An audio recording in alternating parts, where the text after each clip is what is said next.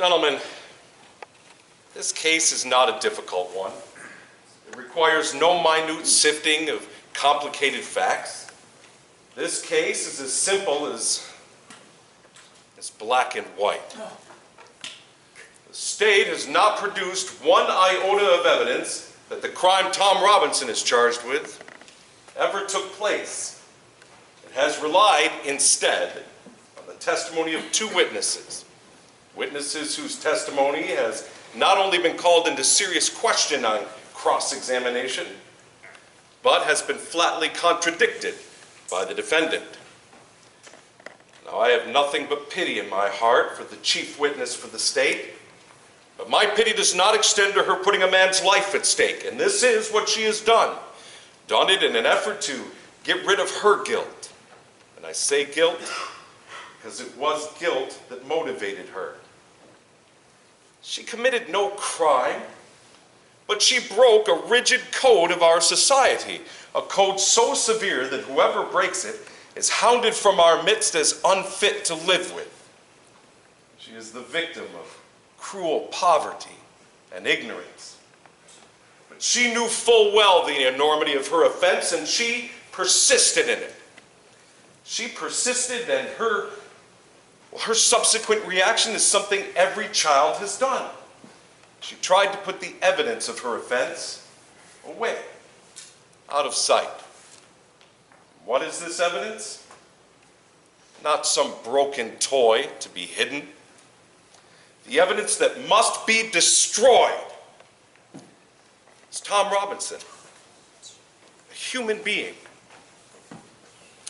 Tom Robinson is a daily reminder of what she has done. And what did she do? She tempted a Negro. She did something that in our society is considered to be unspeakable. She's white. She tempted a Negro. And not an old uncle, but a strong, young black man. No code mattered to her before she broke it, but it came crashing down on her afterwards. Her own father saw what happened. And what did he do? There is circumstantial evidence to the effect that Mayella Ewell was beaten savagely by someone who led almost exclusively with his left hand. Damn you, bitch! I tell you, tricking lawyer!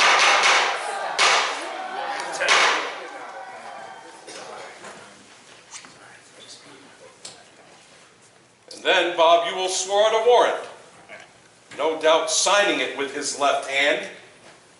And now Tom Robinson sits before you, having taken the oath with the only good hand he possesses, his right hand. Damn tricking lawyers! I tell you! Get him out of here!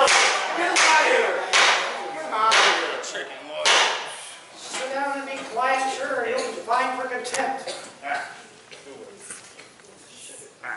So, a quiet, respectable Negro man who had the unmitigated temerity to feel sorry for a white woman is on trial for his life. He's had to put his word against that of his two white accusers, and I need not remind you of their conduct here in this court, or of their cynical confidence that you will agree with the assumption, the evil assumption that all Negroes lie, that all Negroes are basically immoral, an assumption one associates with minds of their caliber. But you know the truth. And the truth is, some Negroes lie. And some Negroes are not to be trusted around women, black or white. And so it is with some white men. This is a truth that applies to the entire human race and to no particular race.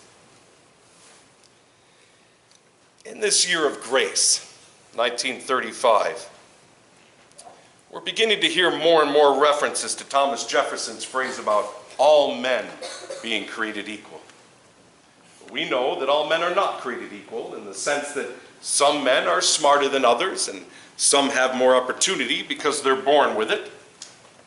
Some men make more money and some ladies bake better cakes.